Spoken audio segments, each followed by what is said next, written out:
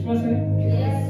तो इथून उतरून आलेला आहे, मग का बरं आपण त्याच्याकडून हक्काने घ्यायचं नाही? किती लोकांना आरोग्याची गरज आहे, कोणाची गुडघे दुखत आहेत, कोणाला पाठदुखीचा त्रास आहे, कोणाला हात जुळलं पाहिजे, चालता आलं पाहिजे, बोलता आलं पाहिजे, बोलण्यामध्ये सुद्धा प्रॉब्लेम असू शकतो. असं कोणाला काय काय आजार असतील, त्यांनी का बरं अजून देखील इथं उपस्थित. असं नाही की गीत संपलं तर परमेश्वर निघून गेला, असं आहे का? नाही, गीत तर त्याच्यासाठी आहे, त्याचं वर्णन करण्यासाठी, त्याची महिमा गाण्यासाठी. मग आता सुद्धा मी म्हणत आहे, अजून सुद्धा विश्वासाने, जर तो इथं आहे, तो चंगाई आहे, तुम्ही कबुली देताय, मग घ्या ना मागून त्याच्याकडून. मला आत्ताच पाहिजे. ज्या ठिकाणी तुम्हाला आरोग्याची गरज आहे, या आपल्या विश्वासाने नेत्र बंद करा आणि मागा परमेश्वराला की मला या क्षेत्रात मला आरोग्याची गरज आहे. असं नाही की शरीरात पाहिजे, कोणाला मानसिक आरोग्याची पण गरज असेल, समाधानाची गरज असेल, मागा. तो इथं आहे. जर ते वाक्य खरं आहे ना, जर तू इथं आहे तर चंगाई आहे, मागून घ्या त्याच्या. या क्षणाला मागा, या क्षणाला हक्काने मागा. तो इथून जात आहे, येत आहे, फिरत आहे, तो या ठिकाणी आहे. तुम्ही हक्काने त्याच्या मुलासारखे मागा. आपल्याला इतरांसारखं मागायची गरज नाहीये. जे इतर बाहेर मागतात तसं नाही. आपण त्याची लेकरं आहोत, हक्काने मागायचे डॅडने. येस, देव या क्षणाला काम करत आहे, या क्षणाला काम करत आहे. विश्वास बाळगा, आणि त्याची उपस्थिती इथं आहे तर सर्व काय आहे, चंगाई आहे, रिहाई आहे. कुठल्या बंधनात असाल तर ती मुक्ती इथं मिळणार आहे, ती आजादी या ठिकाणी मिळणार. या क्षणाला, दुसरं क्षण नाही, या क्षणाला, या क्षणाला मिळत आहे, या क्षणाला. कारण वाक्य असं देखील म्हणतात ते बोल की तो जर इथं आहे तर स्वर्गच इथं आहे. एखादा राष्ट्रपती ज्या ठिकाणी जातो ना प्रियांनो, त्याचं संपूर्ण कार्यालय त्याच्याबरोबर असतो बरं का, त्याच्याविषयी बोलत नाही.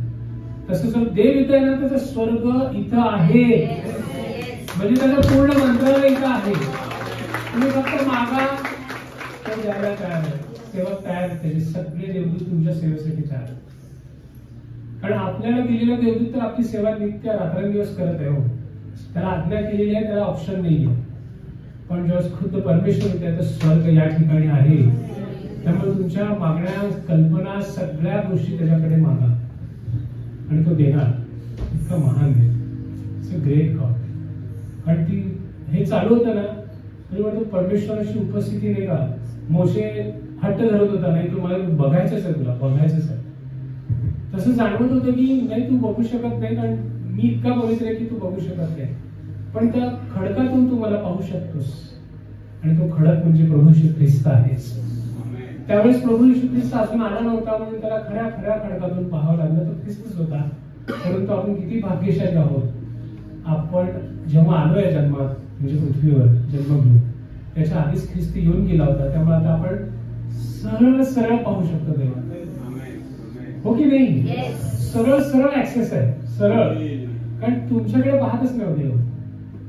तुमची पाप असं अजूनही लाखेसारखी दिसू शकतात, परंतु ते ख्रिस्ताने बलिदान दिलेले ते रक्त आहे, त्याच्यातून जेव्हा तो पाहतो ती शुभ्र दिसतात, पवित्र दिसतात. त्याचं नीतिमत्व तुम्ही धारण केलेलं आहे. त्यांनी दिलेली कारणाची वस्त्र तुमच्या अंगावर आहे, म्हणून आपण त्याच्या समोर पात्र ठरतो.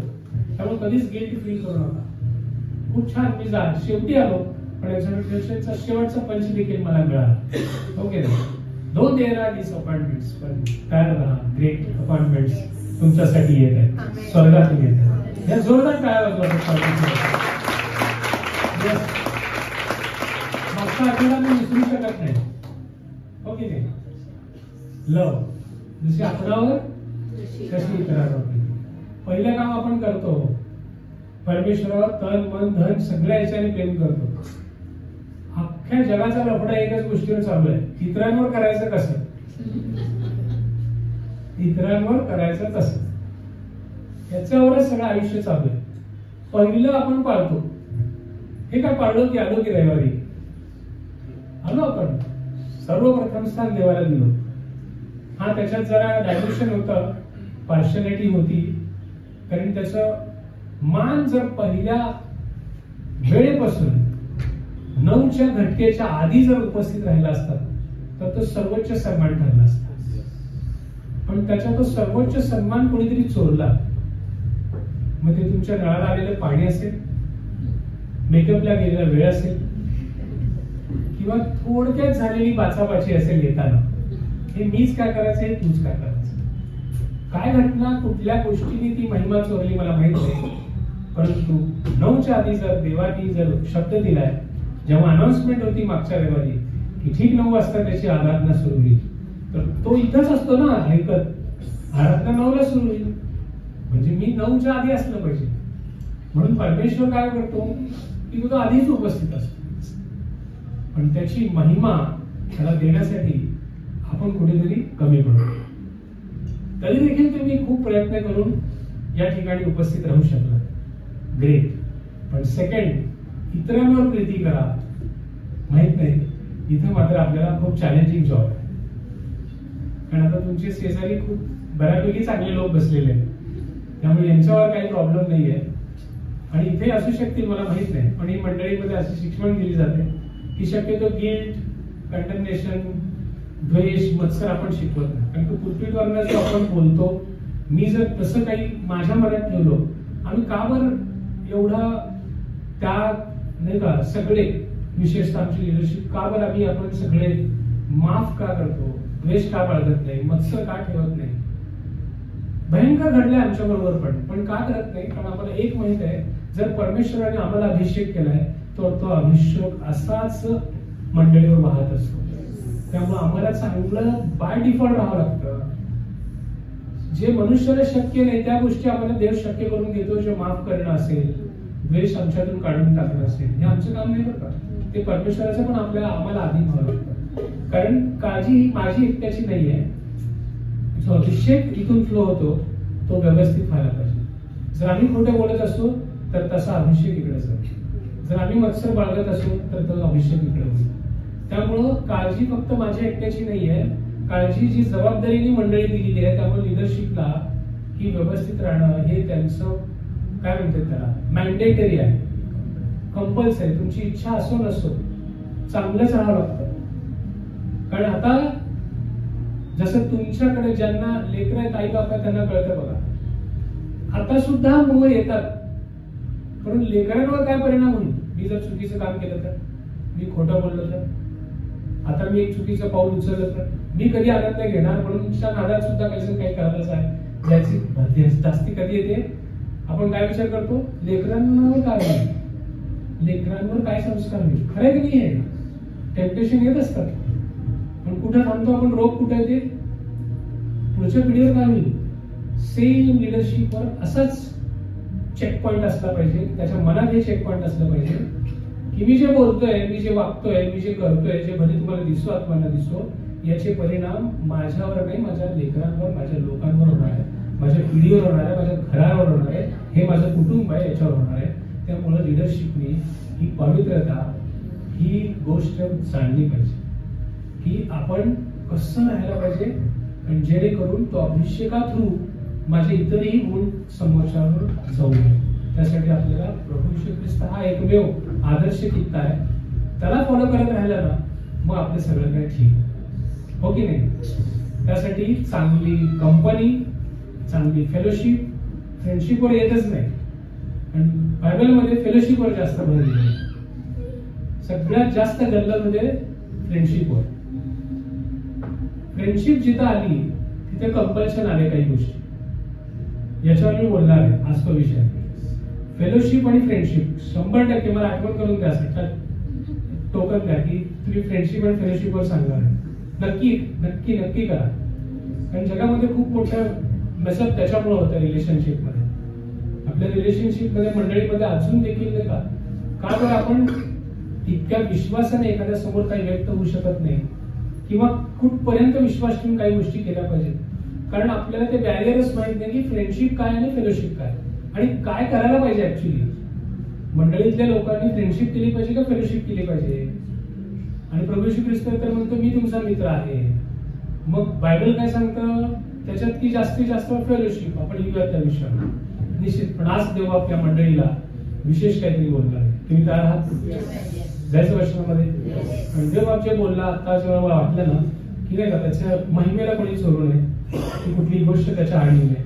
दुसरी गोष्ट, तो इथं उपस्थित आहे ना, मला जाणवत होतं मी जसं त्याला मागितलं ना तर माझे सगळे लोक पण मागितलं. तो इथं आहे ना, ते गीत चालू होतं त्याच वेळी मी खरं माहित नाही जसं पास्टर आदेशना नाही का ती ते गीतात मध्ये बोलतात ते तसं बोलू वाटत होतं की तुम्ही मागा आत्ताच, पण काय हरकत नाही. तेव्हा नाही म्हटलं देव आता निघून गेला असं नाही ना, आमचा देव तो कधीच सोडून जात नाही. आमेन. तुम्हाला विश्वास आहे? तुम्ही कितीही उटपटांग करा, काही करा, तो सोडून जातो का सांगा? आहे का तसा देव? म्हणून तर तुम्ही येता ना, म्हणून तर येता. कारण आपण अशा देवावर विश्वास ठेवतो जो तुमच्यावर अवलंबून प्रेम करत नाही, तो त्याच्या कॅरेक्टरवर राहून प्रेम करतो. लक्षात घ्या. त्यामुळे आपण टिकू नये, नाहीतर विलाप गीत 3:22-23 भस्म झालो असतो, विषय संपला असता. हो की नाही? तर पण आपण भाग्यवान आहोत. प्रति दिवशी काय म्हणतो तो वचनात, त्याच वचनात प्रति दिवशी एव्हरी डे ग्रेस येतेच. स्वर्गच उतरून येतो. बाळ उठायचं आहे त्याच्या आधी त्याच्यासाठी एक कृपा, आशीर्वाद, सुरक्षा सगळं काही घेऊन हजर असतं. तो चुकत नाही. तुम्ही कसेही आराधना करून उठा, प्रेयर करून उठा किंवा न उठा. आम्ही सांगत आहे की तुम्ही प्रेयरपूर्वक काम केलं पाहिजे. उठलं की गुडघ्याला दुसरं कामच नाही. असं उठलो श्वास हा आहे हे जाणीव झाली ना. आपण आहोत आज 28 जुलै दिसला की लगेचच गुडघ्याला पाहिजे. Thank you Lord for new day, for new blessing, for new grace. करायला पाहिजे सगळ्यांनी. या मंडळीने अवलंब केलं पाहिजे. यस का फॉलो करणारी चांगली गोष्ट, जे परमेश्वराला गौरव देणारी. मग बघाच तुम्ही दिवस कसा झाला. विजयशाली दिवस गेल्याशिवाय होणार. कारण तुम्ही सगळ्यात पहिल्यांदा स्वतःचं समर्पण देवाला दिलेलं आहे. यस, इतका छान तो दिवस. वाचलं का आपण नीतिसूत्राचं पत्र 11वा अध्याय 14वे वचन. प्रॉब्स 11:14. नीति वचन 11:14.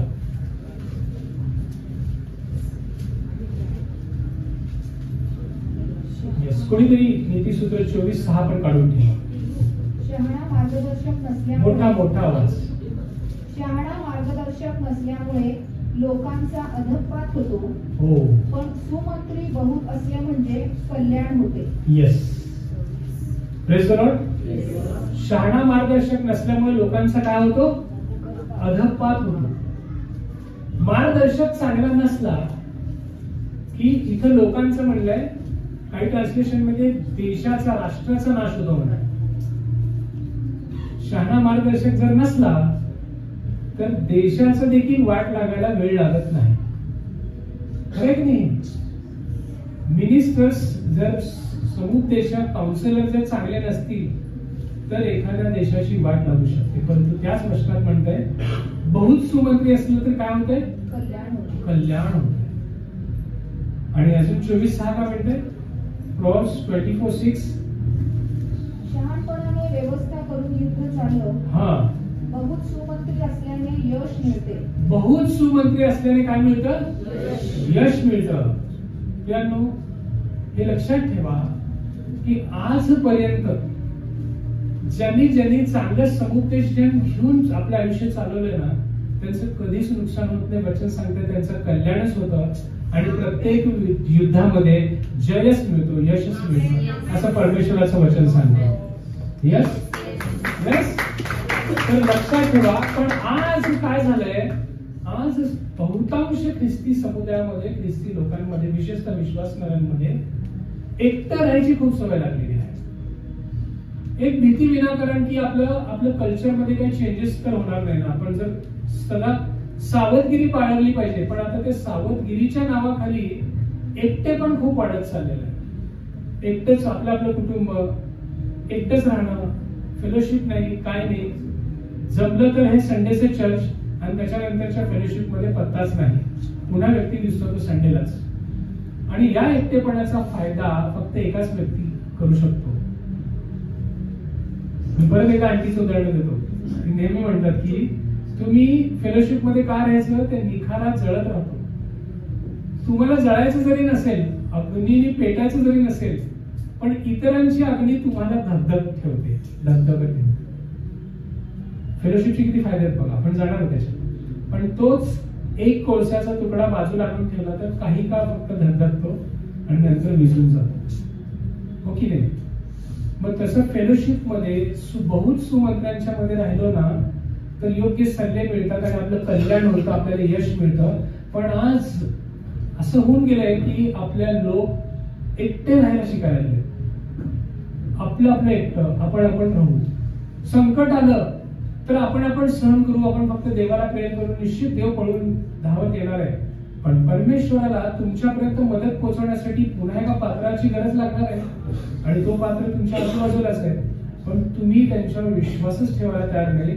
त्याचं कारणही कसं आहे, कारण अनेक विश्वासणाऱ्यांसमोर मागील अनुभव असे झालेले आहेत की आपण काहीतरी गुपित गोष्ट प्रार्थनेसाठी सांगतो आणि आपण हे कोणाला सांगू नको बरं का, मी तुला सांगत या नावाखाली त्याची ऍडव्हर्टाईज मीडियापेक्षा सुंदर करून देतो.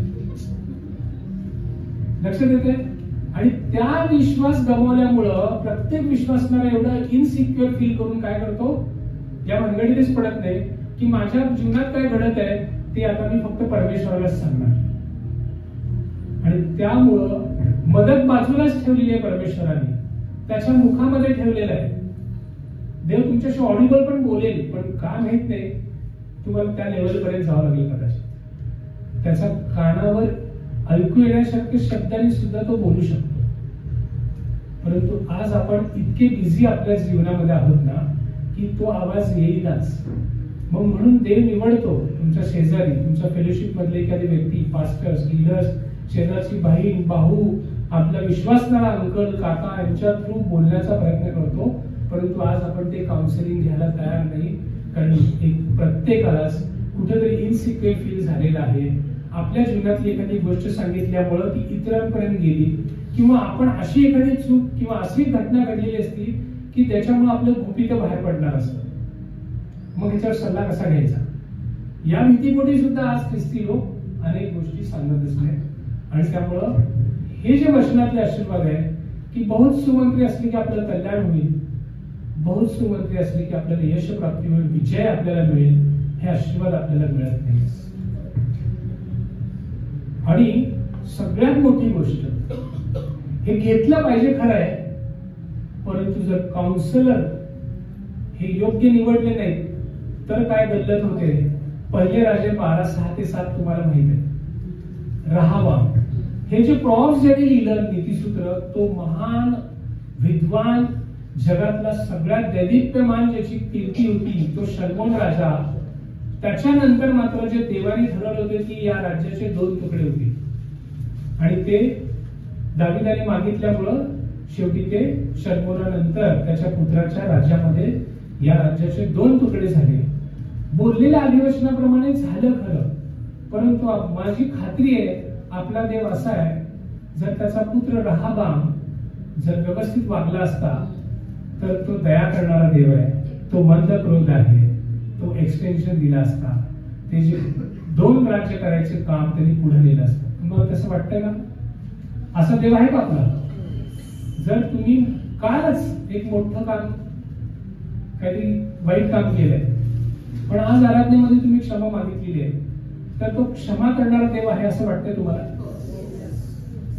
त्याच देवाची भक्ती करताना तुम्ही, तो क्षमाशील देव आहे. मग त्या राहाबामाला परमेश्वरांनी जर योग्य मार्गात चालला असतं तर क्षमा केली असती का नाही? केली असती. वाचत आपण पहिले राजा 12:6-7. तो तिथं काउन्सिलिंग घेतो, पण पुढची स्टोरी मी सांगू शकतो. 1 Kings 12:6-7.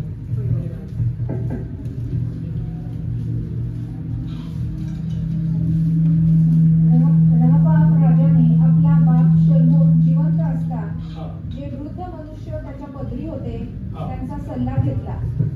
तो म्हणाला, या लोकांना उत्तर देण्याच्या बाबतीत तुम्ही मला काय मसलत देता? ते त्यास म्हणाले, आपण या लोकांचे सेवक होऊन त्यांची सेवा कराल आणि त्यांना मधुर शब्दांनी उत्तर द्याल तर ते आपले सर्व काळ सेवक होऊन राहतील. येस, पहा किती छान. रहाबामाने चांगलं ऑप्शन निवडलं. बघा मी परत काय म्हणतोय. रहाबाम हा अगदी तरुण राजा झाला वडिलांनंतर आणि तरुणपणी त्याला आता सल्ल्याची गरज होती. आता आपल्याला एवढं मोठं राज्य सांभाळायचं, आपण एवढं मोठं समजा भारत देशच त्याच्या ताब्यात आला असता तर त्या देशाचा जर तो राजा झाला असता, किती मोठं राष्ट्र आहे, किती राज्य, किती लोक आहेत, किती डिपार्टमेंट्स आहेत, या सगळ्यांची व्यवस्था एकट्या राजाला शक्य नाही. आज पदरी सेवा पाहिजे, टीचरची गरज आहे, अपोस्टलची गरज आहे, इव्हॅन्जलिस्टची गरज आहे, टीचरची गरज आहे, पास्टरची गरज आहे, हॉस्पिटल गरज आहे, हॉस्पिटल लीडरची गरज आहे, संडे स्कूलची टीचरची गरज आहे. एवढं मोठ्या राज्याची जबाबदारी होती. त्या पठ्याला किती छान सुचलं. आपल्या वडिलांना जे सल्ला देत होते, बघा याच्यावर काय सिद्ध होतं, आपल्या याच्यावर काय सिद्ध होतं. इतका प्रचंड विद्वान ज्याला परमेश्वरांनी ज्ञानाचं अभिवचन दिलेलं आहे, दान दिलेलं आहे, इतका प्रचंड ज्ञानी, त्याचं ज्ञान वाखाणण्यासाठी परदेशाहून राजे जत्तेच्या जत्ते यांचे सोनं नाणं घेऊन रोजचं भेटायला आलेल्या अभ्यागतांकडून राजाला आलेल्या भेटीमधलं सोनं कितीतरी किलो मध्ये मोजलं जायचं. किलोमध्ये राजा बघत पण नव्हता इतकं सोनं, कारण त्याला भेटण्यासाठी त्याचं ज्ञान, का तर दरबारामध्ये जे न्याय व्यवस्था व्हायची त्याच्या समोर, ते प्रचंड अभिषेकाचं जो ज्ञान त्याच्यावर होता, त्या ज्ञानाच्या आधारे त्यांनी जी न्याय व्यवस्था पाहत होता शल्मोन राजा, ते पाहण्यासाठी ऐकण्यासाठी लोक यायचे. त्यात एक शबाची राणीचा फक्त उल्लेख आहे, पण वचन पुढे सांगते की असं रोज कितीतरी राजे यायचे. उल्लेख करत असलं तर बायबल अजून मोठं झालं असतं. त्याच्यातून समजून घ्या, समजदार को इशारा काफी. एवढं त्याच्यात लिहिलेलं होतं की प्रत्येक दिवशी एवढं शेकेल, एवढं किलोग्राम मध्ये सोनं जमाच होत राहायचं. युद्धावर जिंकलेलं सोनं वेगळं, हॅलो, युद्धावर जिंकलेलं सोनं वेगळं. फक्त भेटीसाठी इतकं त्याला देवाने नॉलेजेबल, टॅलेंटेड ठेवलं होतं. अहो, इतकं टॅलेंटेड जर समजा तुमच्यापैकी एकाला देवाने केलं आणि जगातून लोक तुमच्याकडे काउन्सिलिंग घ्यायला येऊ लागले, बघा परत एकदा काय सांगतो, नीट आहे का, तुमच्यावर तो अभिषेक आला, ते दान देऊ शकतो ते स्टॉप झाले का? हॅलो, ते स्टॉप झाले का? ते परमेश्वराकडे दान असं आहे का की ते एकच आहे? म्हणजे एखादा हिरा असतो ना कोहिनूरला, तो एकच आहे आता जगात, तो एकच आहे असं काही आहे का परमेश्वराकडे? आणि तो परमेश्वर आहे, तो कोहिनूर हिरा बनवणारा सुद्धा तोच आहे. तो 1,00,000 म्हणलं 1,00,000 कोहिनूर हिरे तुमच्या पायात पडतील असा देव आहे. मग जे शल्मोनाला दिलेलं दान आहे, जे अभिषेक आहे, तो या क्षणाला तुम्हाला देऊ शकत नाही.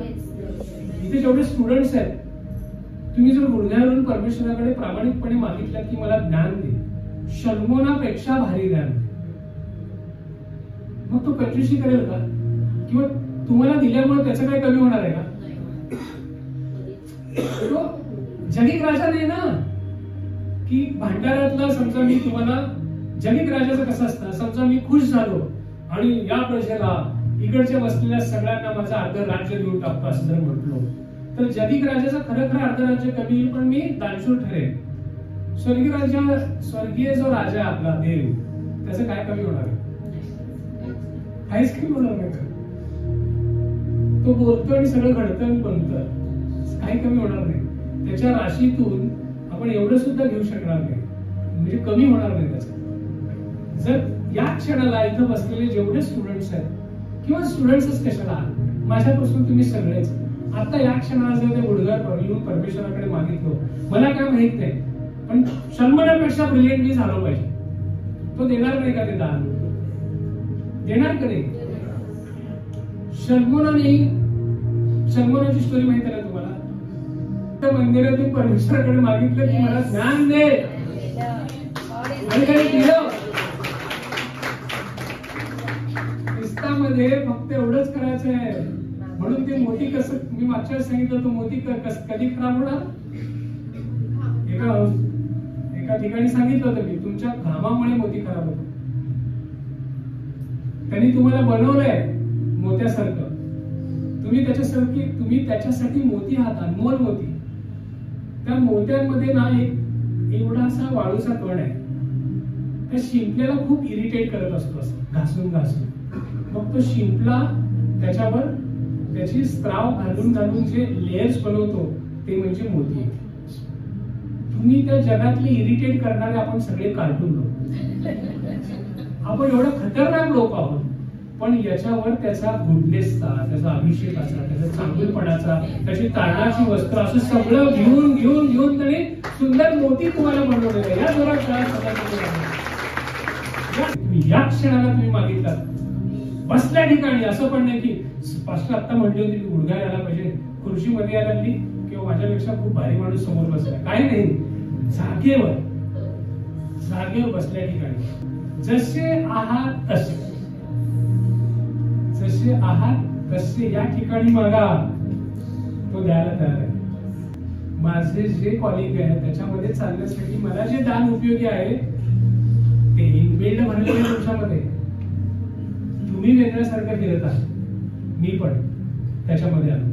मी काय म्हणतोय परत एकदा रिपीट करतोय, ज्या कॉलिंग साठी तुम्हाला बनवलं की नाही, टेप रेकॉर्डर साठी जेवढे सर्किट्स लागतात ते इनबिल्ड करून टेप रेकॉर्डर बनवला जातो. तसं तुमचा जन्म झालाय ना, ज्या कॉलिंग साठी झालाय ते कॉलिंगचा अभिषेक, ती दान सगळी घेऊन तुम्हाला पाठवलेली. खूप लोक काय करतात, हा परमेश्वरा मला ते दान दे. अरे बाबा, तू ज्याच्यासाठी बनवला गेला ना ते इनबिल्ड आहे, तू इनबिल्ड, ती अबिलिटी भरलेली आहे, बट यू डोंट. स्वतः हात ठेवा, म्हणा ज्याच्यासाठी माझं पाचारण झालंय, म्हणा ज्याच्यासाठी माझं पाचारण झालंय त्यासाठी लागणारा अभिषेक कृपादाने माझ्यामध्ये ऑलरेडी आहे. एक्स्ट्रा साठी मागायचं आता. ज्याच्यासाठी आचरण झालं त्याच्याशी गरज नाही. तो देव अपूर्ण करणारा देव नाही. तो जेव्हा टाकतो ना तुम्हाला पृथ्वीवर, पाठवलं तुम्हाला ऑलरेडी इनबिल्ड आहे. तुम्हाला एक्स्ट्रा काय मागायचं आहे का ते मागू शकतो. या ठिकाणी तो अभिषेक देईल शल्मोन राजापेक्षा जास्त, परंतु का तुम्ही ते घेऊन काय करणार नाही. तेवढे तुमच्याकडे समोर काम पाहिजे, निश्चित तो देईल. म्हणून बघा, थोडक्यात विश्वासू राहायचं. तुम्हाला मोठे अभिदान म्हणजे नाही का कृपादाने पाहिजेत का? सिंपल सिंपल स्ट्रिक्ट आहे. मोठा वर्शिप लीडर, मोठा प्रीचर, मोठा काहीतरी बनायचं आहे किंवा मोठा बिझनेसमॅन बनायचं आहे, मोठा डॉक्टर बनायचं, मोठा टीचर, जे बनायचं आहे ते बनायचं का मोठं तुम्हाला? छोट्यामध्ये विश्वासू राहा, छोट्यामध्ये विश्वासू राहा आणि मग मोठं करायचा न मागता कृपादान मिळेल. या मंडळीसाठी तुम्हाला जी जबाबदारी दिलेली आहे ना प्रत्येकाला, त्या जबाबदारीमध्ये फक्त प्रामाणिक राहा, फक्त प्रामाणिक राहा. मग मोठ्यामध्ये तो तुमची नाही नियुक्ती केला तर चॅलेंज आहे. तो पार्ट नीट केला तरच मोठी पिक्चर मिळणार. दिलेला रोल व्यवस्थित केल्यानंतरच तुम्ही हायलाइट होणार आणि वरचा डायरेक्टर म्हणणार इसको उठाओ, इसको बड़ा एक फिल्म देंगे. अपना जो रोल है, आपल्याला दिलेला जो कॅरेक्टर आहे तो कॉलिंग, ते कॅरेक्टर तेवढंच. मग कायच रोल नाही हो त्या चित्रपटात. तुझं दिलेलं कॅरेक्टर कर फक्त. नाही फक्त गर्दीत असं उभारायचं सांगितलं, ते नीट उभार, ते नीट उभार.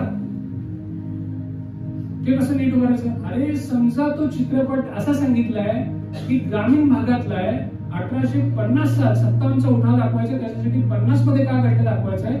मग गर्दीत उभारायचं तुझा रोल काय असेल जरा विचार कर ना. 1850 म्हणजे मी जिंपॅड घालून नाही शकत. हा आला, आता तू लाईनवर आला. नुसतं गर्दीत उभारायला त्याला काय काय करावं लागतं बघा. जाऊन धोतरचा कॉस्ट्युम घ्यावं लागेल, घाणेरडी बंदी करावं लागेल, नाही का? असं नाही काय नवीन घेऊन जरी शिवून चिखलात मिळून मग घालवा लागेल. शेतकरी वाटला पाहिजे ना, हो की नाही? मस्त शेविंग केलेला नाही चालणार. एक 8 दिवसाआधी 15 दिवसाआधी दाढी वाढवावं लागेल. हे बोलायचं फक्त गर्दीत उभं, हा एवढं करावं लागेल, एवढं करावं लागेल आणि थोबाडावर 12 वाजवावं लागतील, कारण तू कष्टाळू शेतकरी दाखवायचा आहे. आणि मग तेव्हा तू गर्दीत 1 सेकंदासाठी दिसणार. आणि तेवढ्यासाठी मी गल्लीला फुकट तिकीट घालून थिएटरमध्ये दाखवणार का मी तिथे दिसतोय म्हणून? हरकत नाही. सिंपल रोल करायला जेवढे कष्ट घेतले असते ना 1 सेकंदासाठी, तेवढा जर विश्वासू राहिला. नाहीतर लोक काय करतात आजकाल, मला कुठं रोल आहे, मग मी कशाला कष्ट घेऊन भाड्याचं ते धोतर जाऊन ते बंडी घेऊन जाऊ, कशाला मी गाडी वाढवू, माझा रोलच नाही चर्चमध्ये, चिल्लर आहे मी, माझ्याकडे देतच नाही पास्टर काही, ना माझ्याकडे हाऊस ग्रुप आहे, नाही मी वर्शिप टीम मध्ये आहे, ना कशात काय आहे, यांचे 4 बाय लीडर्स मीट होते, आपल्याला बोलवत सुद्धा नाही, आपला रोलच नाही. जे रोल दिलाय ना त्यामध्ये फक्त प्रामाणिक राहा. त्याच्या मनात आलं ना तुम्हाला तो कुठं आणि कुठं उभा करेल. आम्ही कोणच नाही, जगातले सगळ्या पास्टरांची नाही का हे माहिती घेतली पाहिजे की नियुक्ती ही परमेश्वराकडून असते. तुम्हाला तो कधी उचलेल सांगता येत नाही, पण फक्त तो छोटासा पार्ट आहे ना रोल, तो मात्र आपल्याला नीट करावा लागतो. मग त्या राहाबाम राजाने जर ती काउन्सिलिंग घेतली असती, घेतलं त्यांनी, पहिलं काम पाणी केलं, मेरे बाप को जो काउन्सिलिंग करते तो काउन्सिलर किती आहे बघा. आठवलं तर त्याला, चला दरबारी बोलवले, जुने दरबारी आले, त्यांनी नवीन दरबारी पण नेमले होते. नवीन राजा, नवा गडी नवा राज, त्याचे सगळे सोबतचे मित्र पण नेमले होते. इकडे नवीन दरबारी, इकडे जुने दरबारी. बोलायला त्यांना, आता माझ्यावर जे संकट आलेलं आहे किंवा जे प्रॉब्लेम लोक घेऊन येतात, काय टॅक्स कमी करा. कसले टॅक्स भरतो आपण पण, असाच टॅक्स वाढलाय म्हणून हे लोक त्याच्याकडे गेले होते. राहाबाम राजा टॅक्स काय, तुझ्या बापाने आमच्यावर किती मोठा टॅक्स लादला होता. म्हणजे शर्मन एवढा ग्रेट होता तरी पण टॅक्सेशन मध्ये कसलं काम होतं बघा. त्याचं लोकांना मुलाकडे तक्रार करावं लागली. जे आहे काय हो सत्य आहे. एवढा ब्रिलियंट राजा, रोज एवढं सोनं येत होतं, पण टॅक्स काही कमी केला नव्हता. मी आतल्या जगील राजाशी काय बोलत नाही. तर ते टॅक्स कमी करा म्हणून गेल्यानंतर सगळे जुने काउन्सिलर काय म्हणाले, तुम्ही त्यांच्याशी दयाने वागा, प्रेमाने बोला, म्हणजे ते तुमचे होऊन जाते. हे त्या राजा असं म्हणतील. त्यांनी काउन्सिलिंग घेतलं पण इम्प्लिमेंट केलं नाही. मग तो नवीन सगळ्या दरबाऱ्यांना बोलवला काउन्सिलिंगला, ज्यांना अनुभवच नाही ते पोरांना विचारला, हे लोक टॅक्स कमी करा म्हणून आले, काय सांगायचं ना, यांना सांग माझ्या बाप शर्मोन अशी कंबर केवढी होती ना तेवढी माझी करवली आहे, म्हणजे मी त्यांच्यापेक्षा जास्त स्ट्रॉंग आणि अन्यायी आहे. निघा, आत्तापेक्षा दुप्पट कर भरावा लागेल. हे काय तुम्ही चालते वा, या भाषेत बोलायचं. हे काउन्सिलिंग मिळालं. कुठले घ्यायला पाहिजे होतं त्यांनी?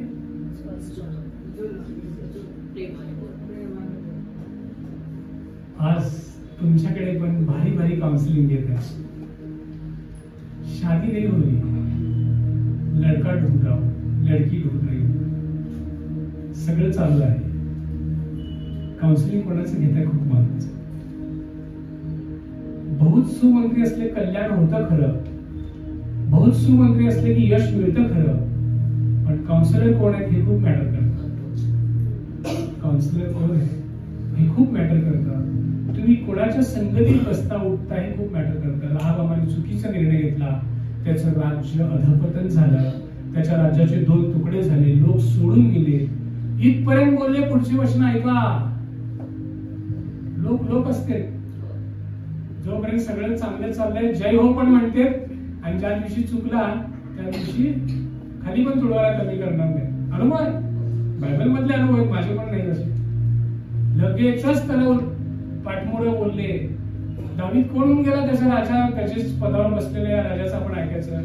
गेला म्हणा त्यांनी, चला निघाले, फक्त थोडेच लोक राहिले याच्याकडे. अख्खं इस्रायल राज्याची स्थापना झाली नवीनच येराबाम राजाच्या नावाखाली. तो दाविदाच्या वंशातला नव्हता, पण परमेश्वराने याला परमिशन दिली, कारण याने चुकीचे काउन्सिलर निवडले. आपण चुकीचे काउन्सिलर निवडता कामा नये. आपल्याकडे 40 काउन्सिलर आहेत. किती? जर नाव सांगताय?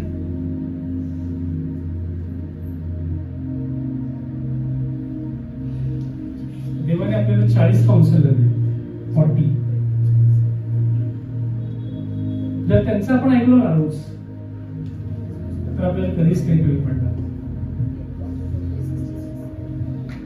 66 books written by 40 authors. Bible मधली 66 पुस्तकं सुमारे 40 लेखकांनी लिहिली. ते 40 लेखक तुमचे चांगले काउन्सिलर, ते रोज तुम्हाला काहीतरी सांगतात. तुम्ही जेव्हा वाचायला घेता ना त्यावेळेस ते रोज तुम्हाला काहीतरी सांगतात. तुम्हाला सगळ्यात भारी काउन्सिलिंग इथून मिळते.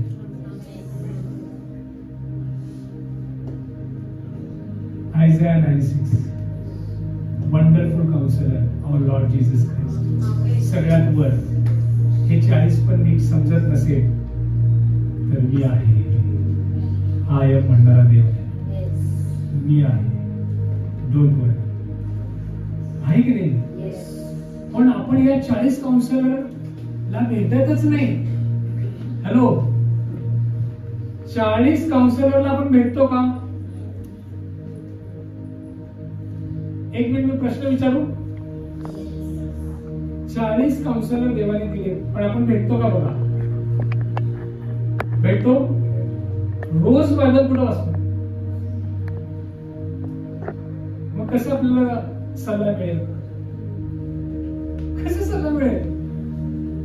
आता खूप भारी वाटलं 40 काउन्सिलर. वाव, चला आता आपलं काय वाकडं होणार नाही, आपल्याला नुकसान होणार नाही, आपल्याला कोणी फसवू शकणार नाही. आता मी माझे सिक्रेट शेअर करू शकणार आहे, सगळं काही मला मिळणार आहे तिथून.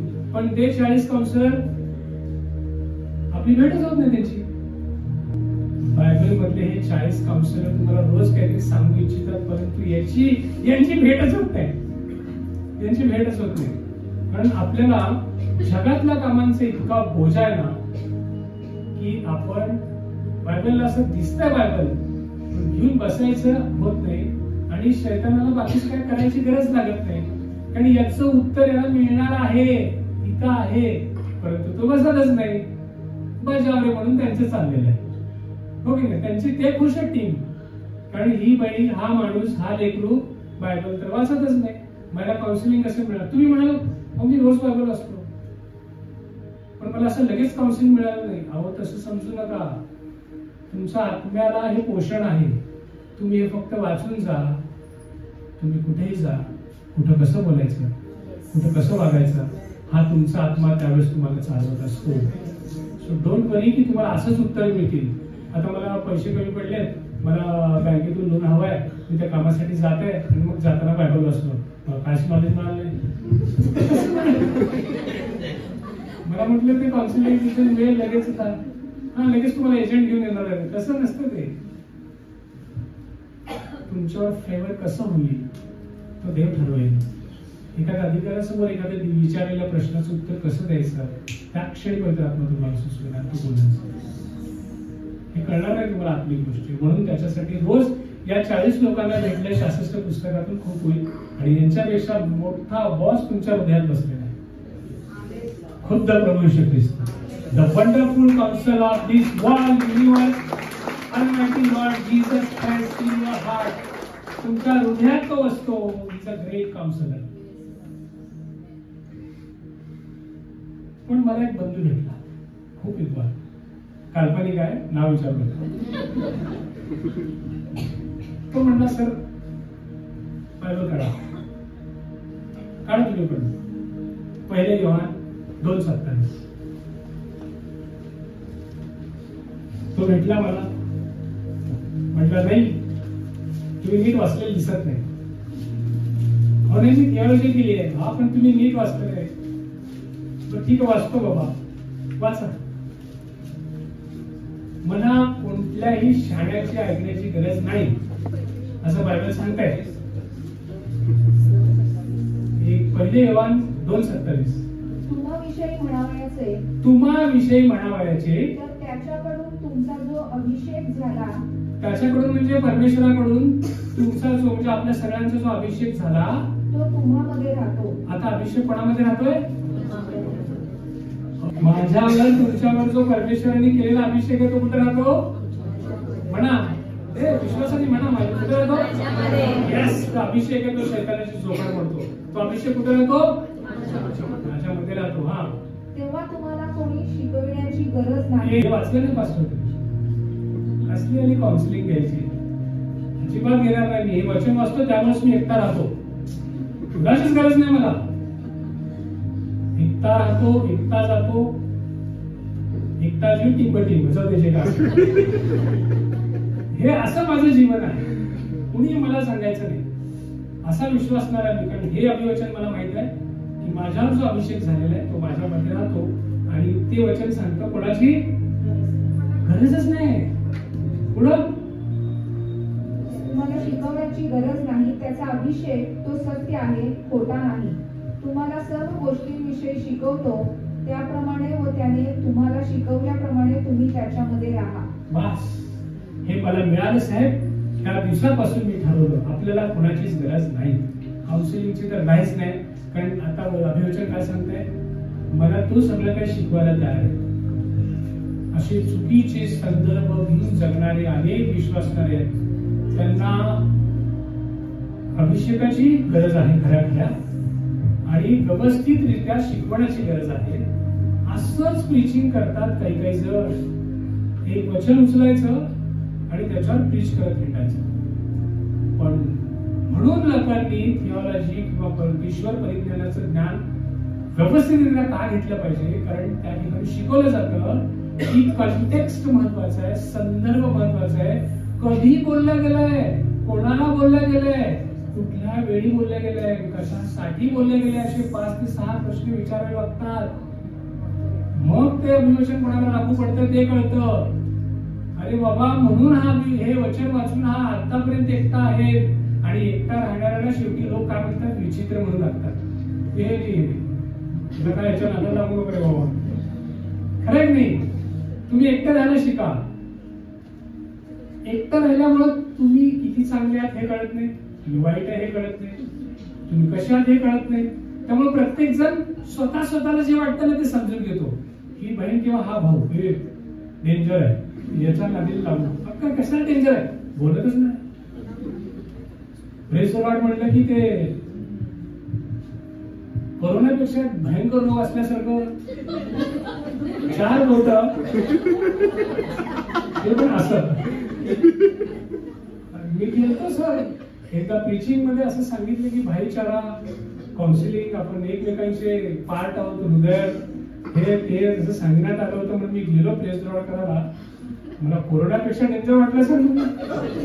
असं एवढंच. असं एकांतात राहणारे शैतान त्यांच्यावर अटॅक करायला कमी करत नाही, कारण युनिटी मध्येच राहिल्याने तुम्ही टिकता, हो की नाही. मग असे चुकीचे डॉक्टरीज घेऊन बंधू लोक हिंडत आहेत, आपले जगत आहेत.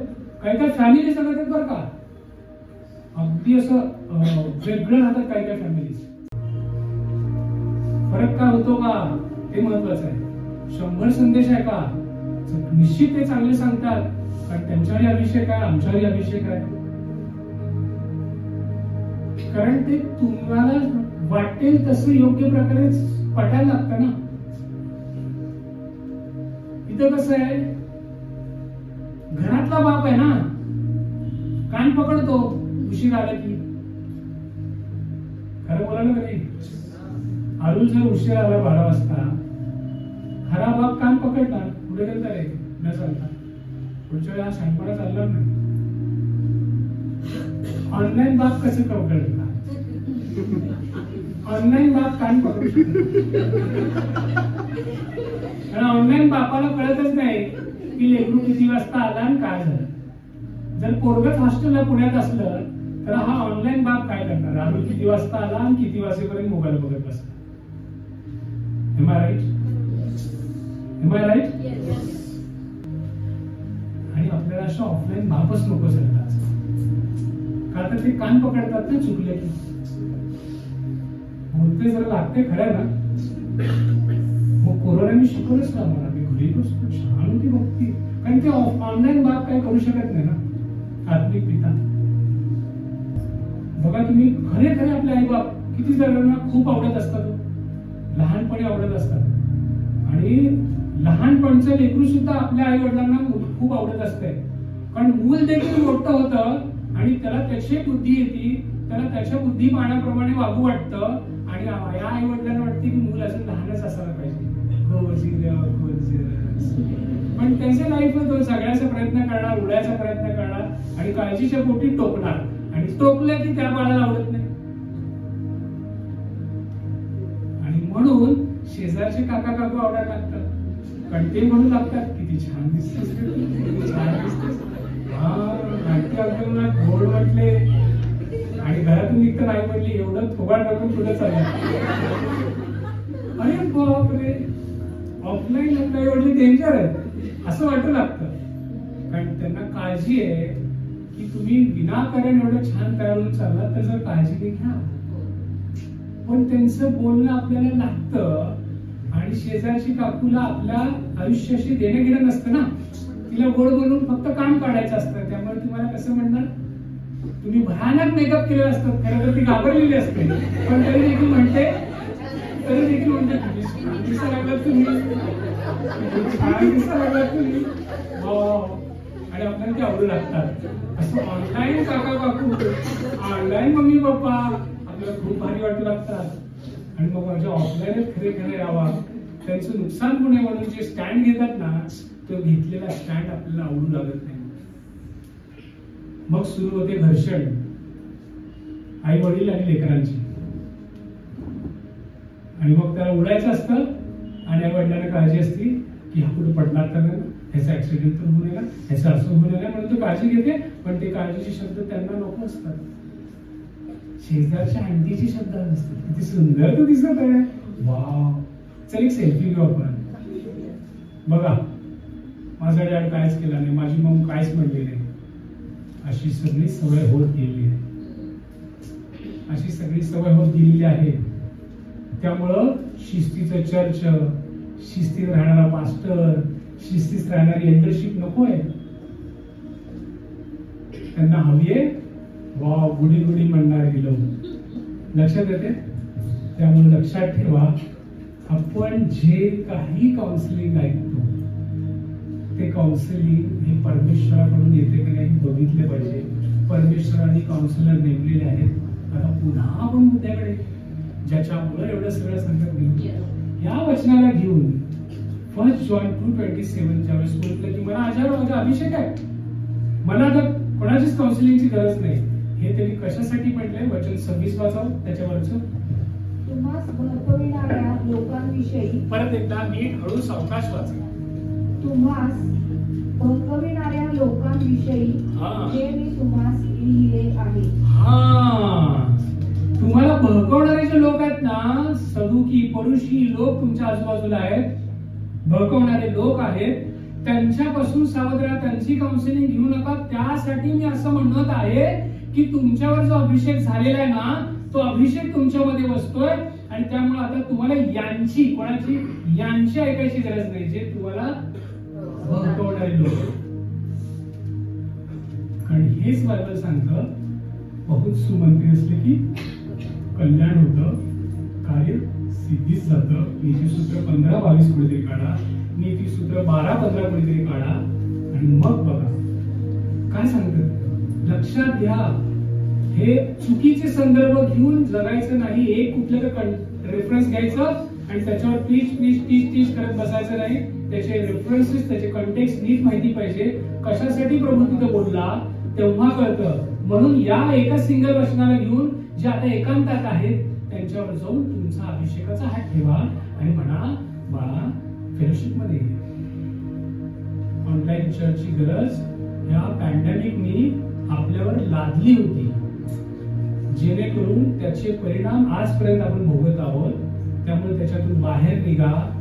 प्रत्यक्षात घरात आपल्याला आई बाबाची गरज असते ना, तसे या मंडळीमध्ये येऊन ऑफलाईन त्याची देवाची भक्ती केली पाहिजे. टोकणारा बाप पाहिजे, सुज्ञता सांगणारी, कान पकडणारी आई पाहिजे, भाऊ पाहिजे जो म्हणेल दीदी ऐसा नहीं चलेगा, मुझे अच्छा नहीं लगता, मैं तेरे साथ चलूंगा, मैं वहां छोड़ने देगा, चालेल. इरिटेट करणारे लोक असू दे, परंतु त्यांचीच गरज आहे, कारण ते खऱ्या अर्थाने तुमचं कल्याण पाहतात. बहुत सुमंत्री असतील, ते सांगतील हा बाबा मला पटत नव्हतं, परंतु ते सुज्ञ काउन्सिलर सांगत होते बाबा प्रेमाने बोल, तू टॅक्स माफ कर त्यांचा थोडा, ते तुला आयुष्यभर राजा म्हणून ठेवतील. पण ऐकले नाही. काय म्हणतो बघा 15-22 कोणाला सापडले? मसलत मिळाली नाही म्हणजे बेत निष्फळ होतात. बघा मसलत म्हणजे काउन्सिलिंग मिळालं नाही तर बेत निष्फळ होतात. आणि मसलत देणारे पुष्कळ असले तर ते सिद्धीस जातात. हा, मसलत घेणारे भरपूर असतील तर काय होतात? सिद्धीच जातात. बघा, मी जर एखादा गोष्ट करायला गेलो, आता हेच करायचं होतं आम्हाला, हे करताना समजा मी फक्त कोणाचंच ऐकायचं नाही असं ठरवून एकट्याच गेलो असतो, तर ते सिद्धीच गेलं असतं का? नाही. तुमच्या प्रत्येकाच्या प्रार्थनेची इथे मदत लागली. अनेक जणांची काउन्सिलिंग आहेत, अनेक जण सुचवत गेले. आम्ही इथं दरवाजा काढणार नव्हतो, पण नंतर लक्षात आलं की इथे दरवाजा काढणं गरजेचं आहे. तिथं का काढणं गरजेचं आहे, त्या ठिकाणी दरवाजा का बरं गरजेचा आहे, किती एसी कुठे लावलं पाहिजे, रूम्स कसे तयार केले पाहिजे, हे सगळे काउन्सिलिंगनी मग सिद्धीच केलं आहे. आम्ही जसं बोलतो तसं वागतोही, तसं आपलं देखील पाहिजे. लक्षात येते? आपण जसे बोलतो तसे वागतोही आणि तुम्ही देखील तसं केलं पाहिजे. कळतंय? हॅलो, बघा, एकता पाहिजे. रोमकरासपत्र 12:5 काय म्हणतं? रोमन 12:5 काय म्हणतं बघा. मग आपण थांबूया. खूप आहे, ऍक्च्युअली खूप आहे, पण तो वेळेचा आपण मान ठेवूया. रोमन 12:5. तसे आपण पुष्कळ जण असून ख्रिस्तामध्ये एक शरीर. ख्रिस्तामध्ये कशात आपण एक शरीर आहोत. आणि प्रत्येक जण एकमेकांचे अवयव असे आहोत. प्रत्येक जण एकमेकांचे अवयव आहोत. पण हा अवयव या शरीराला मानानेच धार नाही. अंगठा म्हणतोय या चार दोघांचं काय देणं गेलं नाही मला, पण जर अंगठा जर काम करायला तयार झाला नाही तर हे चार बोटं काहीच करू शकणार नाही. एखादी वस्तू नीट धरू शकणार नाही, काम नीट करू शकणार नाही. शरीराचं जे काम आहे ना ते नीट होणार नाही, एक जण जरी बाजूला व्हायचं ठरवलं. त्यामुळं या मंदिरामध्ये परमेश्वरांनी ज्यांना ज्यांना जोडून ठेवलंय ती व्यक्ती तुम्हाला आवडो न आवडो, दिसायला चांगली वाटो नसो, तुमच्या एक्सपेक्टेशन मध्ये कशी मंडळी असायला पाहिजे तशी असो नसो, पण परमेश्वरांनी इथे ठेवलंय या शरीराचा एक भाग म्हणून तुम्ही आहात.